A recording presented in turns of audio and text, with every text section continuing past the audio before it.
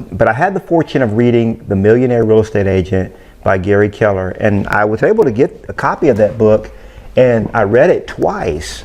This was in 2003. I read the book when it was first released, and I read it twice before I even started practicing real estate. And one of the things that I'll never forget that I read in that book was Gary said, there are so many reasons to devote and focus all, of your attention, or to devote all of your attention and focus to marketing and generating listings. And when I read that, I said, you know what? Gary says I should do this. I don't have another strategy, so that's what I'm going to do. And so I devoted 100% of my time and attention to nothing but listings. I was able to take 21 listings during my first 74 days in the business.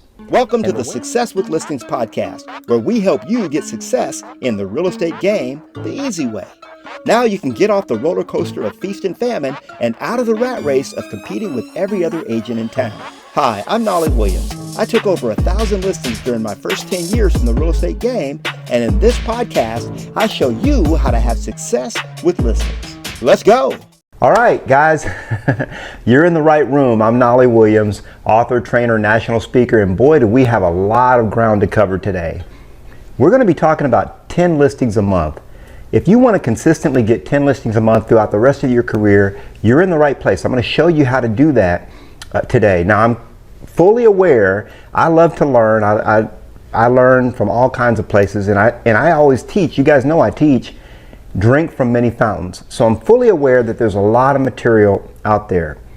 A lot of material that teaches you how to get more listings, how to purchase this or how to get that. That's not what this is about. This is going to be a course that you will be able to use absolutely for the rest of your career. This training that you get today is going to be some of the most valuable training that you've ever received in your career. And I know that because I've taken my training to over 70 different cities. I've talked to real estate agents that have been in the business 10 years, 20 years, 30 years, 40 years plus, and they have shared how this training has transformed their lives and transformed their business. And there's a lot of ground to cover. Now, one of the big reasons I'm doing this is because I get a lot of inquiries for coaching. For about the past 18 months or so, I haven't had any one-on-one coaching slots available. So it really kind of gets me in the heart. I feel pretty bad that I'm leaving a lot of people hanging. And one of the biggest questions that I keep getting from people that want to coach with me, they want to sit down, just like we're doing right now. They want to sit down one-on-one. And the biggest question that they have is, Knolly, how do I grow my business? How do I get from where I am right now to where I want to be?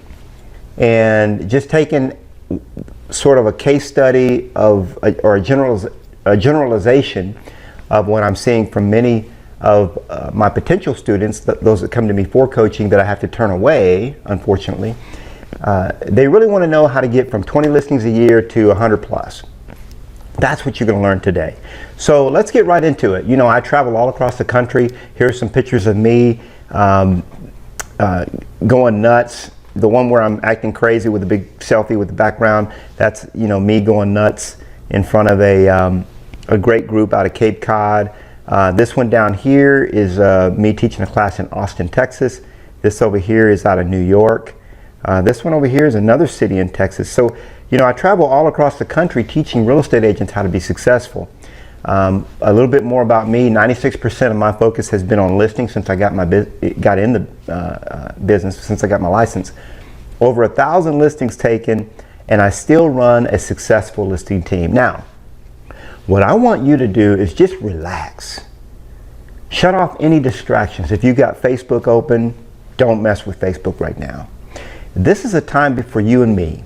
This is a time that we're going to spend together so that you can start realizing the dreams that you got in this business for. Just think about it for a moment.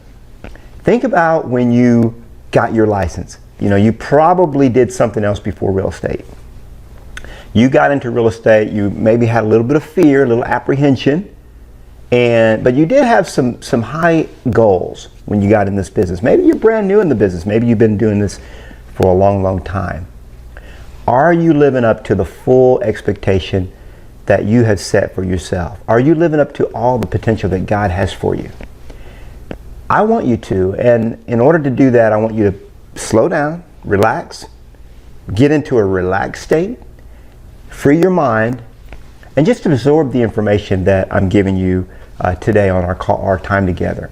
Now, you are going to get an 89-page handout. Those of you that stay to the end of the call or the end of the webinar, I'm so used to doing these on calls. The webinar thing, I love webinars, but I'm so used to doing the phone thing with my coaching. But you're going to get an 89-page handout, those of you that stay to the end of the webinar. Now, how do we know if you stayed to the end of the webinar? Well, believe it or not, in today's modern times, it's pretty crazy, but there's software that actually tracks when you log in and you sign up for a webinar. There's software behind the scenes that actually tracks how long each person that logged in stays based on how you signed up for the webinar. So it's kind of crazy, it's weird, but for those of you that do stay to the end, you're going to get an 89-page handout. It's going to be all the slides that I cover today on our time together. Now, I like to put God first, then family, and then business. I think that that's a very important principle. It's how I run my business. I run my business with biblical practices. If it wasn't for the Bible, I'd personally be lost. I've been studying the Bible since 1989, and actually teaching since then as well. Now, let's look at what we're going to learn. Very, very critical. 5 things that we're going to learn today: how to easily earn $250,000 or more a year, how to transition your core business to listings, how to win the listing before you meet with the seller. Did you realize that that's so critical today, that you've got to do that? Number 4, we're going to talk about how to earn more money and work less. You definitely want to do that for the sake of your family. And we're going to be talking about the 3 secret tools of a top listing agent. Now, here are the training modules. There's 5 of those as well. We're going to go in. First, we're going to start with the secret to how I took over 1,000 listings during my first 10 years in the business. Then we're going to get into the secret key to generating more listings. There actually are in my expanded training that I do. That's multiple hours of training. There's actually what I call the 8 keys. Today we're just going to cover 3 of those. I mean, we're not going to cover them all, in other words, but don't worry. You're going to learn how to get your 10 listings a month in this call, or in this time. Call, stop saying it, call, during our time together, all right? The third thing we're going to talk about is the secret tools of a mega listing agent. Then we're going to get into the secret lifestyle of a mega listing agent. And finally, we'll look at the secret lead sources of a mega listing agent. Let's dig right in, and let's start with part 1. And this is the secret to how Knolly took over 1,000 listings during his first 10 years in the business. Now, when I first got my license, when I first got in the business, it was kind of a tough time for me. I had just lost everything. Okay, I just went bankrupt. Have you ever been in a place where you've lost everything? I've been there. And it was not a good place to be. Now, rewind a little bit from there. When I was 22 years old, I started my first official company. Now, if you talk to my mom, she'll tell you that I've been an entrepreneur since about 12 years old, and I've sold stuff. I'd go to school, and I was the guy that I got $5 a day lunch money. And that was pretty good back in the day. And I would take that $5 and I would go to the corner store and I would purchase as much candy as possible. And I would take that candy to school. I'd purchase, packs of candy, Starburst, Now and Laters. Y'all know about Now and Laters, huh? You might know about those. And I'd break them open and I'd set them up on my desk, and I was open for shop. Business was being conducted. And I'd sell them for about $0.10 each. So I could take a pack of Starburst, it might have had 12 pieces, break that out, might have cost me 30 cents, 40 cents, and break that into $1.20. So what I really enjoyed learning during that time, from the time I was about 12 till I started my first real business at the age of about 22. I like the process of profit. I like to take something and quadruple or maybe even do 5 times what I spent on it.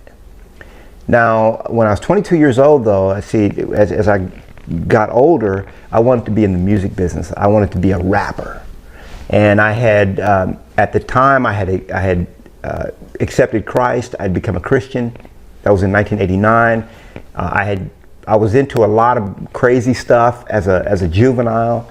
I was kind of a wayward kid, hanging with the knuckleheads, the no-gooders.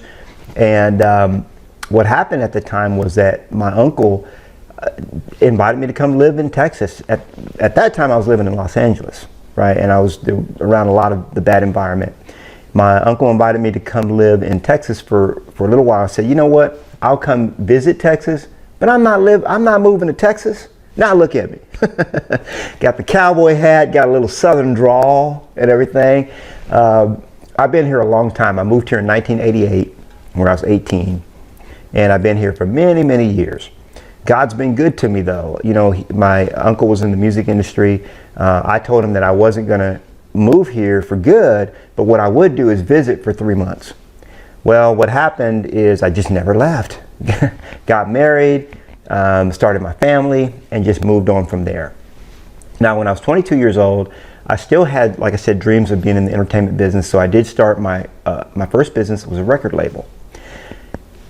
I started that company with $1,800 that I borrowed from friends and family, grew it to where it was earning over $2 million a year. We were earning over $150,000 a month in that business. We had a 6,000 square foot home. It was on a 7-bedroom house on 10 acres. The pond on the property was over an acre. Just the pond itself was an acre. Had a 1,500 square foot office building, a 1,200 square foot recording studio on the property as well. We had 18 artists on our record label.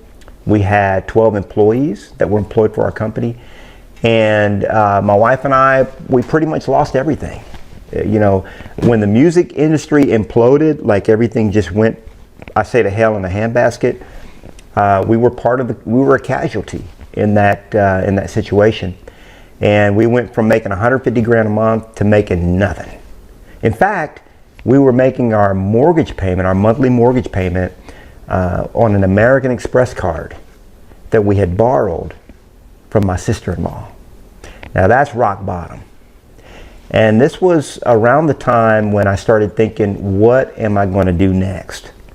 Now, those of you that have done something before real estate, you're tracking with me, because when you got into real estate, you're like, is this what I should be doing? And I was kind of in that mode. I was like, okay, I want to get into real estate. My heart's set on this, but is this going to be my next career? Is it going to be successful? I don't know. But I had the fortune of reading The Millionaire Real Estate Agent by Gary Keller, and I was able to get a copy of that book, and I read it twice. This was in 2003. I read the book when it was first released, and I read it twice before I even started practicing real estate. And one of the things that I'll never forget that I read in that book was Gary said, there are so many reasons to devote and focus all, of your attention, or to devote all of your attention and focus to marketing and generating listings. And when I read that, I said, you know what? Gary says I should do this. I don't have another strategy, so that's what I'm going to do. And so I devoted 100% of my time and attention to nothing but listings. I was able to take 21 listings during my first 74 days in the business. And the way I was able to do it, I ran across a huge secret, and I want to share that with you. It's something that I learned in the entertainment business. And that is, if you can make someone famous, or you can make someone a star, if you will. Now, I know it sounds kind of crazy, but if you can get them some kind of notoriety, everything else that you do will be easier for you. And so what we would do, for example, in the entertainment business, is if we had a new artist, we knew that in order for that artist to sell, records, or CDs, in order for them to move product, people had to know about them. You know, they had to know who they were. And this was back before YouTube. There was no Facebook. There was none of that. So how did we get these artists out there and make them known? You know, the internet was barely coming in, right? Because I started the record label in 1992, and we ran it till about 2003. That's when I made the switch to real estate. And what we discovered was that if you could create the right branding behind an artist, you could really get that. Now, they had to be good. Don't get me wrong. When people heard the music, I mean, it had to be, you know, it had to be good. But if we could get the packaging right, believe it or not, if we could get the packaging right, we could sell. And we learned that we had about 3 to 5 seconds from the time that a customer saw the packaging from the time that they would maybe pick it up. And so our goal, get this, and I want you to think about this. Our chief goal and our chief aim was to get someone to pick up the CD off the shelf. That's it. We were not interested in trying to get them to buy it or anything like that. We just wanted to get them to pick it up because we knew that if we got them to pick it up, the chances were very, very likely, very high, that they would potentially purchase.